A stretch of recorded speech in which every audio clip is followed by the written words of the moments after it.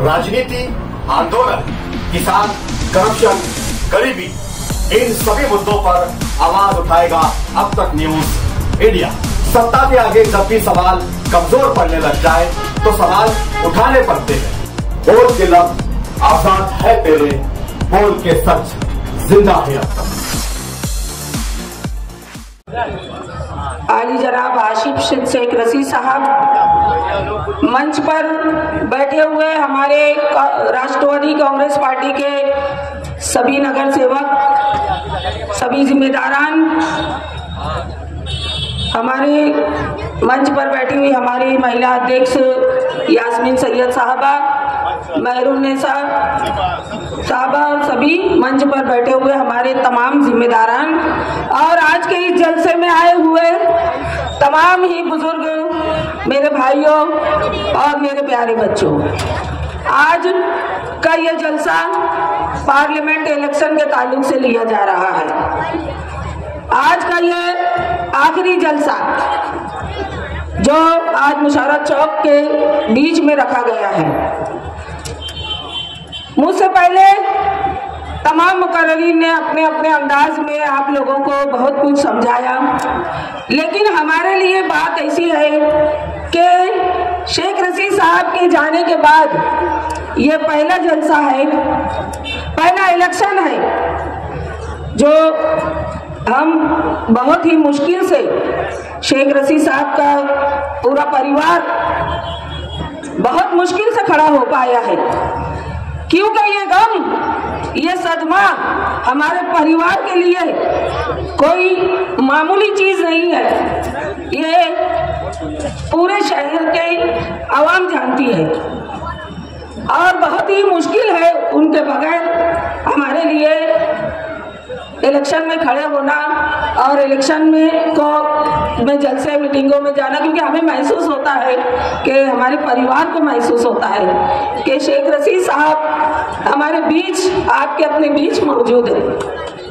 लेकिन मालेगांव शहर की आवाम शेख रसी साहब को कभी फरामोश नहीं कर सकती। इस बात का एहसास हमारे परिवार को है, क्योंकि जब भी आसिफ शेख ने मालेगांव शहर की आवाम को आवाज दी है तो मालेगांव शहर की आवाम लब्बैक कहते हुए, जिस तरीके से शेख रसी साहब की आवाज पर लब्बैक कहते थे, इसी तरीके से आप लोग आसिफ शेख की आवाज पर भी लब्बैक कहते हुए एक साथ जमा हो जाते हैं।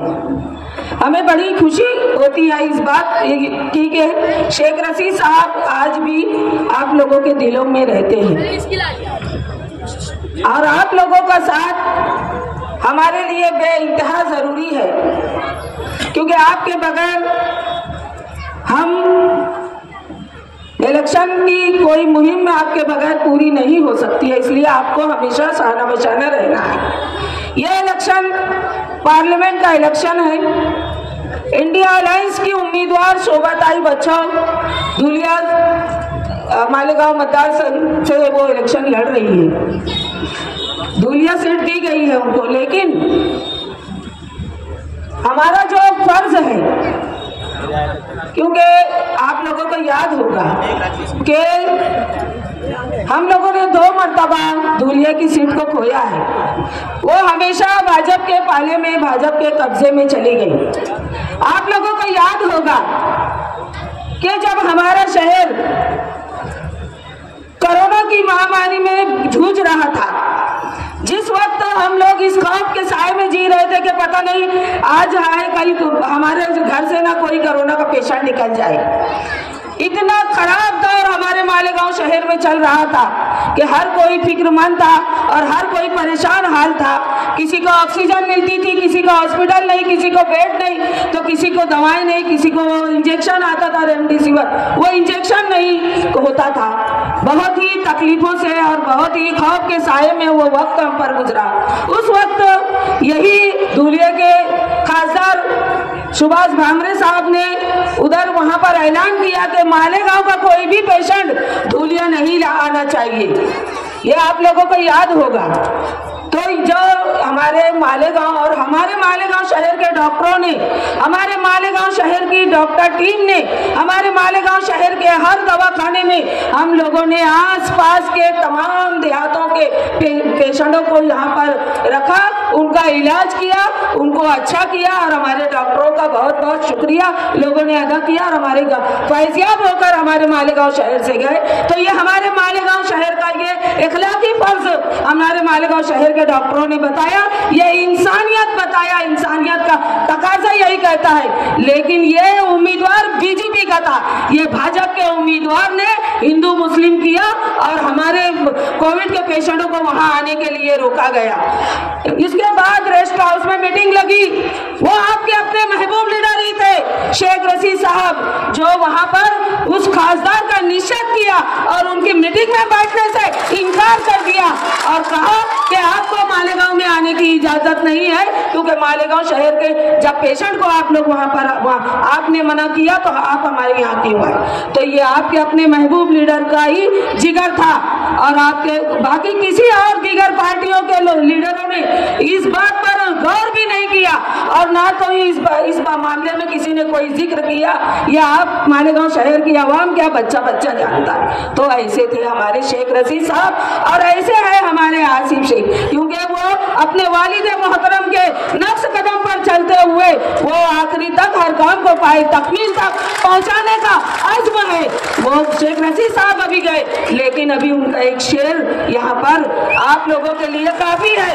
मुखालफिन चाहे किसी भी तरीके की तो हमारे साथ हर धर्मिया कर ले, लेकिन दूध का दूध और पानी का पानी तो आवाम के सामने है कि कौन पार्टी के वफादार है, कौन मालेगांव शहर की आवाम के लिए काम करता है, कौन वफादार है और कौन यहाँ पर मालेगांव शहर में कब्जा करने के बाद भी शहर की कोई भी हमदर्दी और आवाम की कोई भी हमदर्दी दिलों में उनके है नहीं। उनको जहाँ भी वक्त मिला, जैसा भी मिला, वो सिर्फ अपने मुफाद की बात करने वाले लोग हैं। आजकल शरीयत बचाना है हमें, और हमें तो शरीयत बचाना है, हमें शहरियत भी बचाना है, हमें हमारा जमहूरी हक का इस्तेमाल करके ये मोदी को और अमित शाह को तड़ीपार करना है।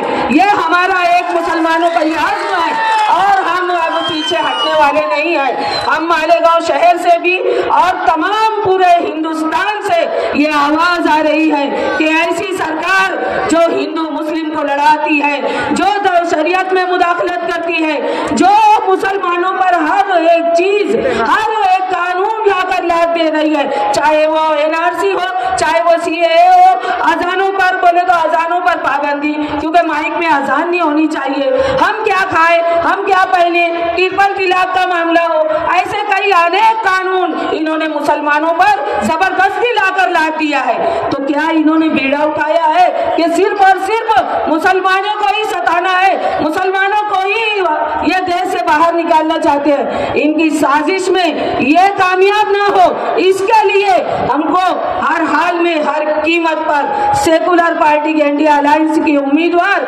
शोभा ताई बच्चों को चुन कर लाना है, जिनका निशान पंजा है और बटन नंबर 2 है। देखिए अभी आगे इलेक्शंस आते रहेंगे, बहुत सारी बातें आप लोगों से करनी है और बहुत सारी बातें आप लोग जानते हैं, लेकिन मेरा एक बात का आप लोगों को कहना है, और जहां तक मेरी आवाज जा रही है ऐसी मेरी माँ और बहनों को भी, कि आप लोग बरोज पीर जब आप लोग वोटिंग सुबह सवेरे उठे तो नमाज फजर अदा करने के बाद आप लोग नाश्ता चाय वगैरह के लफड़े में बिल्कुल मत पड़ो। सिर्फ और सिर्फ उठकर पोलिंग बूथ पर जाकर पहले अपने जमहूरी हक का इस्तेमाल करो। देखिए वो किस तरीके से सता रहे हैं, हमको एक उंगली से सताना है, एक उंगली से सताना नहीं, अपना हक मांगना है, अपना हक मांगना है। और हमारे ऊपर जो शैतान नुमा जो एक मुसल्लत किया हुआ है, इसको हमको बाहर निकाल के फेंकना है, इसकी सरकार का खात्मा करना है। इसके लिए आप लोगों को बटन नंबर 2